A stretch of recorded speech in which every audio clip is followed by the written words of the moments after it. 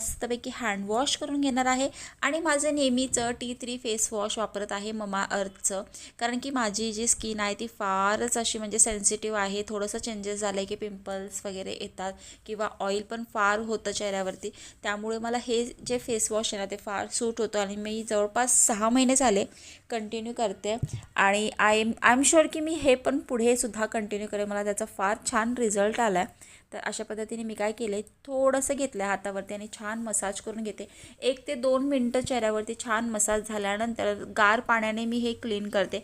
मी चेहऱ्यावरती कधीच गरम पाण्याचा वापर करत नाही. इवन आंघोळ जरी करत असेल तर त्यावेळी देखील मी चेहऱ्यावरती गरम पाणी अजिबात लागू देत नाही. कारण गरम पाण्याने काय होतं, चेहऱ्यावरचा जो pH लेवल असतोय ना तो कमी जास्त होतोय आणि एका प्रॉब्लेम ऐवजी आपल्याला 2 ते 3 प्रॉब्लेमला फेस करावं लागतं. जे माझ्या स्किन मला आधी खूप प्रॉब्लेम्स होते, स्किनचे इश्यूज होते.